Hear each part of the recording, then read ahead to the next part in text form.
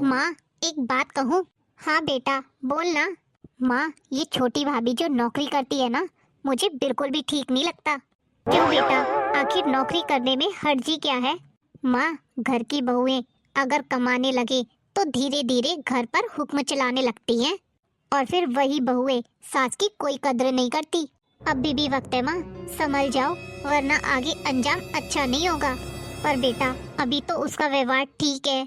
माँ, अभी तो ठीक है, लेकिन कल को तुम्हारी सर पर चढ़कर बैठेगी, फिर तुम्हारी कोई नहीं सुनेगा। तो बेहतर है आज ही उससे बोल दो नौकरी छोड़ने को। तुम्हारे घर में आखिर कमी क्या है जो नौकरी करेगी वो? तो बेहतर यही होगा, बोल दो उसे कि नौकरी वोकरी छोड़कर घर गृहस्थी संभाले। हाँ बेटा, तू कह तो सही रही है, आजकल की लड़कियों पर भरोसा नहीं किया जा सकता। मैं आज ही उससे बोलती हूँ कि वो अपनी नौकरी छोड़ दे और अपनी घर गृहस्थी संभाले। हाँ माँ, यही सही रहेगा। देख लो माँ, मुझे आए हुए कितनी देर हो गई, लेकिन दोनों भाभीयों में से कोई भी मेरे लिए चाय पानी नहीं लेकर आया। लगता है मुझे किचन में जाकर खुद ही चाय पानी लेना पड़ेगा।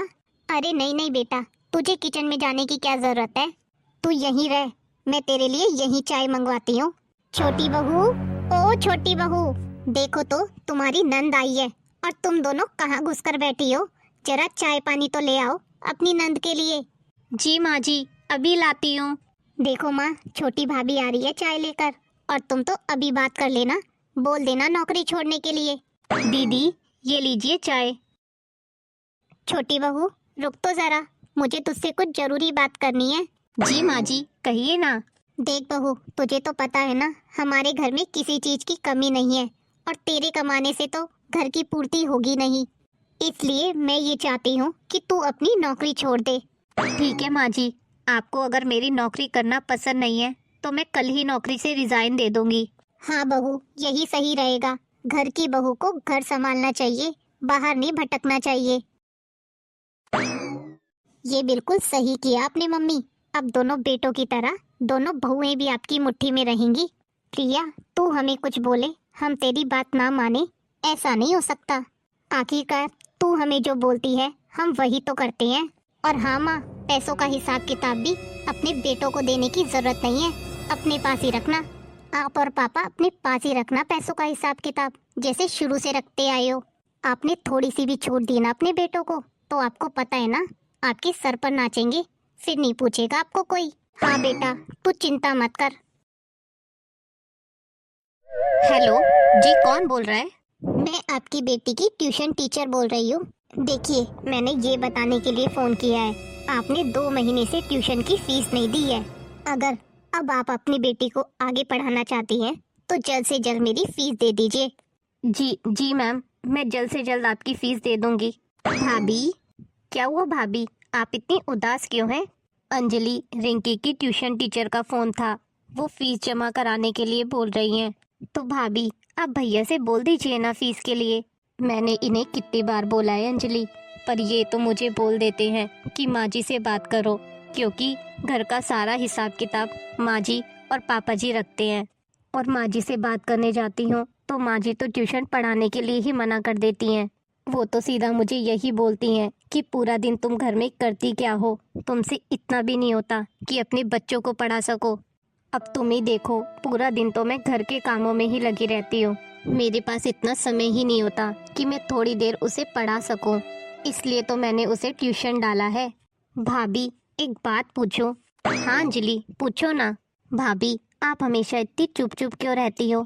थोड़ा बन ठन के रहा करो, थोड़ा सज सवर के। अंजलि, मुझे भी सजने संवरने का बहुत शौक था, लेकिन जब से मैं इस घर में शादी करके आई हूँ ना, माँ जी ने धीरे धीरे घर की सारी जिम्मेदारियाँ मेरे ऊपर डाल दी, और फिर बच्चों की जिम्मेदारी। इन सब चीज़ों के आगे मैं तो सजना संवरना ही भूल गई, और अब तो मेरा मन ही नहीं करता सब करने का। पर तुम मेरी जैसी गलती कभी मत दोहराना। कैसी गलती भाभी? अंजलि, तुम अपनी जॉब कभी मत छोड़ना, नौकरी करती रहोगी, 4 पैसे तुम्हारे हाथ में आएंगे तो तुम्हें किसी के आगे हाथ फैलाने की जरूरत नहीं पड़ेगी। भाभी, आज ही मम्मी जी ने मुझे नौकरी छोड़ने के लिए बोला है, और मैं कल ही अपनी नौकरी से रिजाइन दे दूंगी। क्या अंजलि, तुम नौकरी छोड़ दोगी? हाँ भाभी, क्योंकि मम्मी जी नहीं चाहती कि मैं नौकरी करूं। इसलिए मैंने भी ये फैसला लिया है, अगर मम्मी जी को पसंद नहीं है तो मैं अब नौकरी नहीं करूँगी। ठीक है अंजलि, जैसी तुम्हारी मर्जी। अब तुमने कुछ फैसला लिया है तो सोच समझ कर ही लिया होगा। अरे बड़ी बहू, ओ बड़ी बहू। अंजलि, मैं अभी आती हूँ, मम्मी जी बुला रही हैं। मैंने गैस पे दूध रखा है, तुम जरा देख लेना। ठीक है भाभी। सुनो जी, आज रिंकी की ट्यूशन टीचर का फोन आया था। वो बोल रही थी उनकी 2 महीने की फीस पेंडिंग है। इसकी टीचर ने बोला है या तो ट्यूशन की फीस जमा करा दीजिए, वरना आगे से वो इसे पढ़ाना ही बंद कर देंगी। देख मीना, तुझे तो पता है पैसे मेरे पास नहीं होते। घर का सारा हिसाब किताब माँ और बाबूजी देखते हैं। तो तू एक बार जाकर माँ से बात कर, उनसे मांग पैसे और ट्यूशन टीचर को दे दे। जी माँ जी से मैंने कई बार पैसे मांगने की कोशिश की है, लेकिन माँ जी तो मुझे एक ही बात बोलती हैं कि चिंकी का ट्यूशन छुड़ा दो। और वैसे भी चिंकी की ट्यूशन फीस के पैसे मुझे माँ जी से मांगना अच्छा नहीं लगता। तो तुम एक काम करो, इसका ट्यूशन ही छुड़ा दो। वैसे भी अभी मेरा हाथ तंग चल रहा है और मेरे पास इतने पैसे नहीं है कि मैं इसकी ट्यूशन फीस दे सकूं तुझे। मुझे ये उम्मीद थी, कम से कम आप तो मेरी बात को समझेंगे। अब तुझे तो पता है ना, घर का सारा हिसाब किताब मम्मी पापा देखते हैं। उन्हीं के हाथ में होता है सब कुछ, मेरे पास कुछ भी नहीं रहता। मुझे तो खर्चे के लिए थोड़े ही पैसे मिलते हैं जो महीने से पहले ही ख़त्म हो जाते हैं। और मैं अगर हिसाब किताब में से थोड़े पैसे निकाल लूँ तो मम्मी पापा को तुरंत पता लग जाएगा। और मैं नहीं चाहता घर में कोई फालतू का तमाशा हो। समझ रही है ना तू मैं क्या बोलना चाहता हूँ? इसलिए बोल रहा हूँ, इसका ट्यूशन ही छुड़ा दे। थोड़े से पैसों की बात है, वो भी तुम मुझे नहीं दे सकते। वैसे भी बिजनेस तुम संभालते हो, सारा पैसा तुम्हारे हाथ में होता है। फिर भी तुम्हें एक एक पैसा माँ बाबूजी से मांगना पड़ता है। छोटी छोटी चीजों के लिए हमें मम्मी पापा के पास जाना पड़ता है। अब तुम क्या चाहती हो? तुम क्या मेरे माँ बाबूजी के खिलाफ मुझे भड़का रही हो? मैं तुम्हें भड़का नहीं रही, तुम्हें समझा रही हूँ। कितने समय से तुम्हें समझा रही हूँ, पर तुम हो कि समझने के लिए तैयार ही नहीं हो। खैर छोड़ो, तुमसे तो बात ही करना बेकार है। तुम्हें जो समझना है समझो। पापा, वैसे मम्मी बिल्कुल ठीक कह रही हैं। आपको पता नहीं कब समझ आएगी। तू ज्यादा मत बोल, जाकर अपनी पढ़ाई पर ध्यान दे। तू यहाँ खड़ी होके हमारी क्या बातें सुन रही थी? जा यहाँ से, जाकर पढ़ ले। पर पापा, आप मम्मी को समझने की कोशिश तो करो, वो गलत नहीं कह रही हैं। मैंने कहा ना, तू जा यहाँ से। तुझे बड़ों के बीच में पढ़ने की कोई जरूरत नहीं है। और तू यहाँ खड़ी रहेगी? जाकर मेरे लिए चाय बना।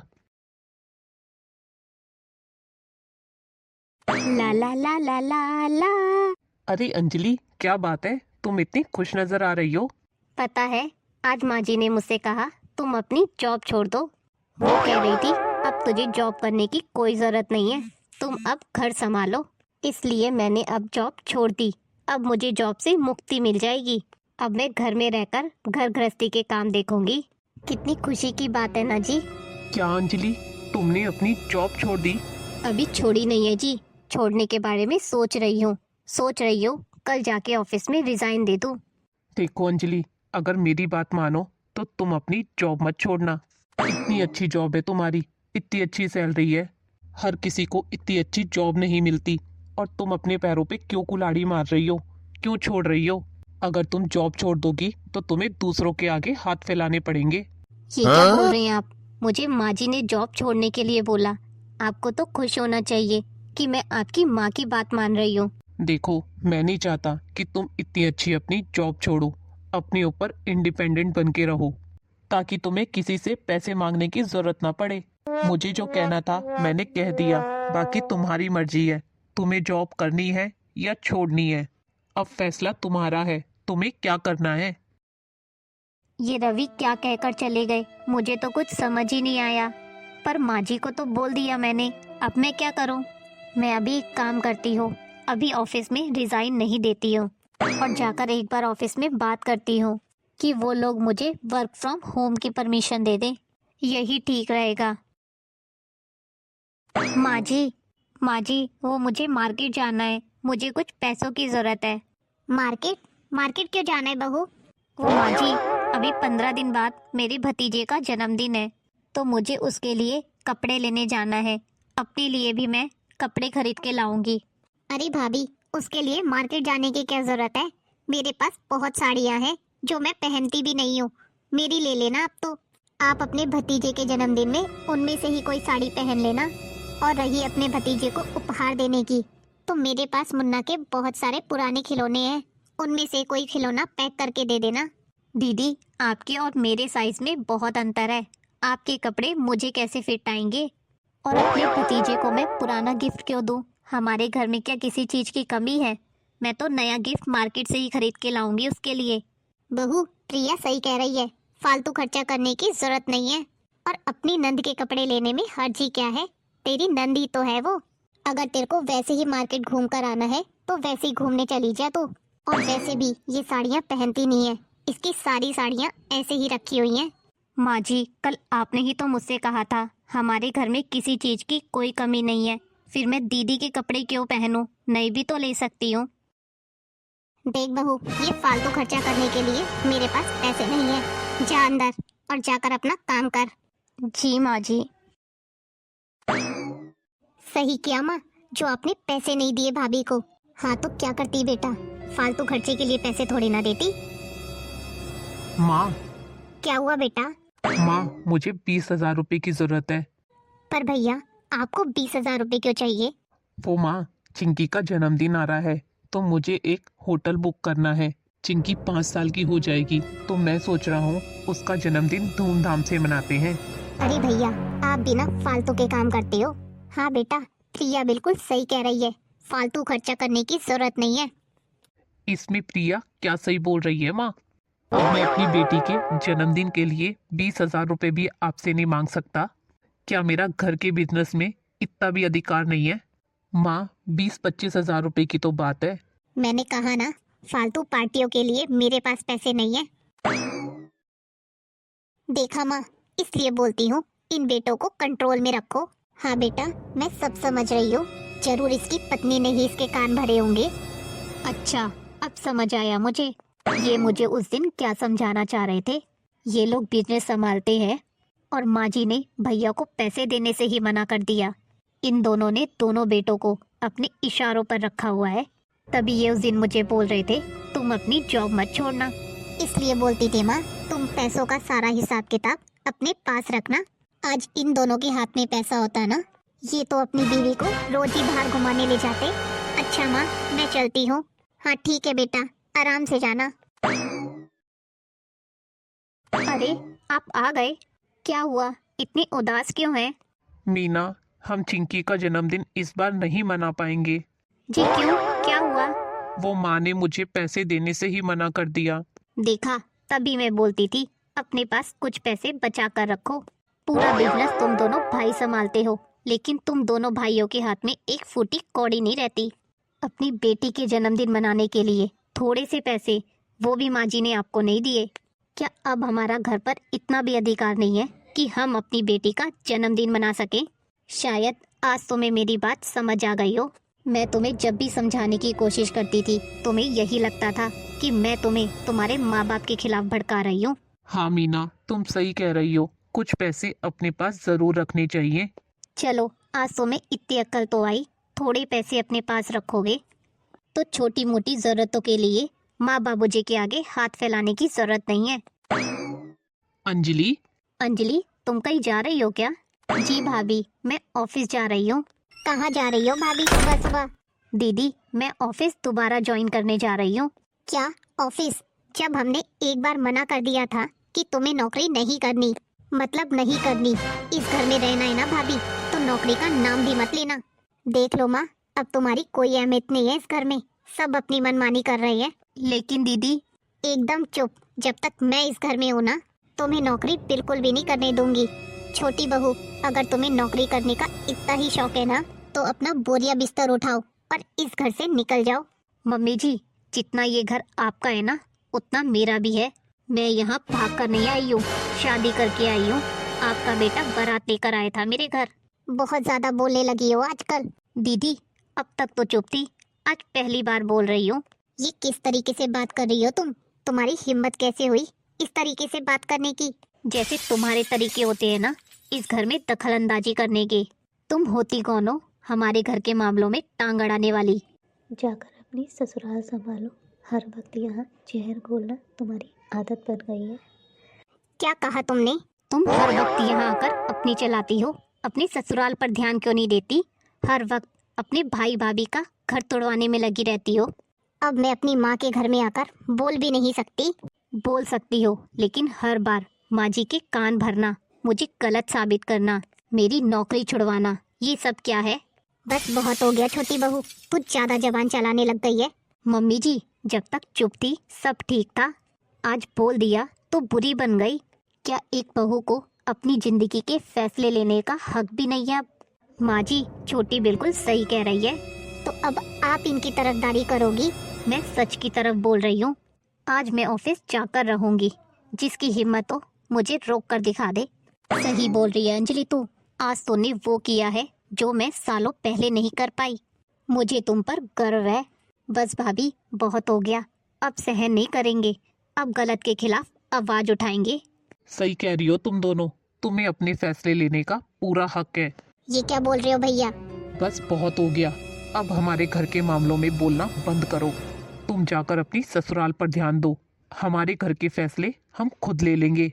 और माँ, अगर आपको अब अपनी बेटी की ही सुननी है तो अब हम इस घर में नहीं रहेंगे। हम लोग ये घर छोड़कर ही चले जाएंगे, क्योंकि खुद खुद कर जीने से तो अच्छा है अलग रहना। नहीं बेटा, तू ये क्या बोल रहा है? मैं कैसे रहूंगी तुम लोगों के बिना?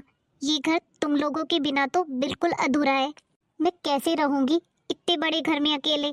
माँ, जहाँ हमें एक एक पैसों के लिए आपको हिसाब देना पड़ता हो, एक एक पैसे आपसे मांगने पड़ते हो, ऐसे घर में मैं नहीं रह सकता।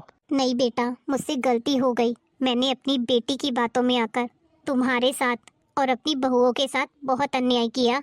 मम्मी जी, हम इस घर का हिस्सा हैं। सम्मान देंगे तो सम्मान पाएंगे भी।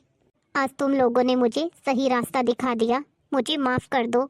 जब बहुएं अपनी आवाज पहचान लेती हैं, एक दूसरे का साथ देती हैं, तब कोई भी गलत सोच ज्यादा दिन नहीं टिक पाती माँ जी। अब मैं अपनी बेटी की बातों में कभी नहीं आऊंगी।